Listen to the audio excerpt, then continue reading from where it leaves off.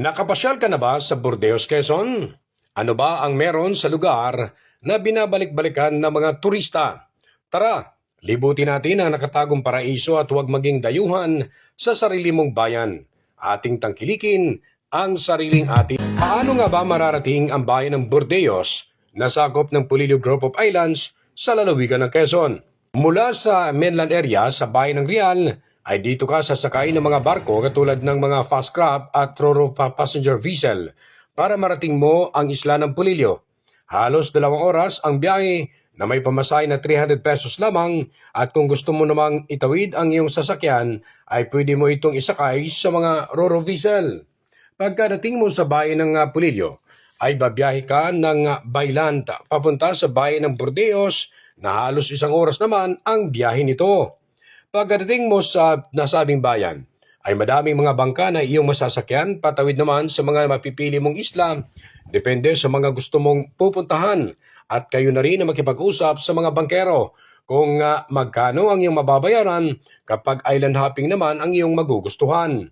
Ayon sa record ng Tourism Office ng Burdeos, ay nasa mahigit 20 o halos 25 na islands na maaari mong mapupuntahan at samot-saring mga kagandahan sa bawat isla. Tara na po sa bayan ng Burdeos, atin pong tuklasin ang tunay at napakagandang tanawin dito sa amin. Kabilang sa 25 islands na binabalik-balikan ng mga turista ay ang mga isla ng Anilon na napakaganda ang mga mapuputing buhangin at meron din itong kuweba na nagbistulang lusutan, Lulisan Bar, Binunbunan Island o mas kilala sa Burger Island, Malaginuan Island, Puting Bato na may white sand din naman, Pulong-Gulo sa isla ng Carlagan na napakaganda din ang kakaibang hugis ng mga bato na white sand din ang dalampasigan at Minasawa Island na tirahan ng mga ibon.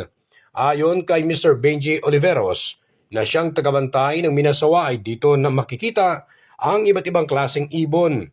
Bandang alas 4 ng umaga at hapon ay dito mo maririnig ang iba't ibang huni ng animoy nagkantahan. Mayaman din ang karagatan ng Burdeos dahil dito mo mabibili ang mga sariwang isda katulad ang isdang tuna, mga alimango, sikat na lobster, kuray at iba pang mga seafoods.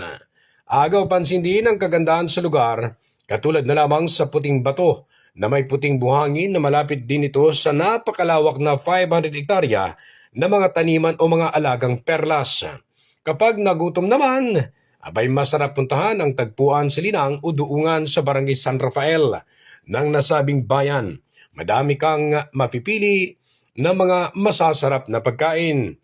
Abay teka muna, bakit nga pala tinawag siyang tagpuan? Mukhang excited ang kwento. Ayon kay Russell Rivera, may-ari ng nasabing kainan na dito umano nagsimula o nabuo ang mag-asawa ang kanilang matamis na pagmamahalan. Simple tingnan ang kanilang bayan pero huwag mong mamamalitin dahil sa yaman ng kanilang karagatan ay tsak mamamangha ka sa mga nakakatagong paraiso. Kabilang rin ang turismo na palalakasin ni Vice Mayor Gina Gonzales ng Burdeos, Quezon dahil naniniwala siya na kapag maayos at sinusuporta ng mga ipinagmamalaki ng kanilang lugar ay tsak madami ang magkakaroon ng oportunidad. Napakalaking halaga po ang turismo sa aming bayan dahil pag ito po ay umunlad, sama-samang uunlad ang lahat ng mga magkakaroon ng trabaho. Inihikayat din ng Vice Alcalde ang mga negosyante na gustong mamumuhunan sa kanilang lugar ay maaaring makipag-ugnayan sa lokal na pamahalaan upang ito ay matulungan sa anumang mga dokumento. Nagbigay din ng paalala si Gonzales sa publiko lalo tigit sa mga turistang dumadayo sa bawat isla na ingatan ng kalikasan at huwag magtapon ng basura na kung saan-saan upang patuloy na mapapakinabangan ang mga pinapasyalang lugar. Kaya ano pa ba ang hinihintay mo? Tara na sa Burdeos, Quezon, ating tuklasin at nanghapin ang sariwang hangin.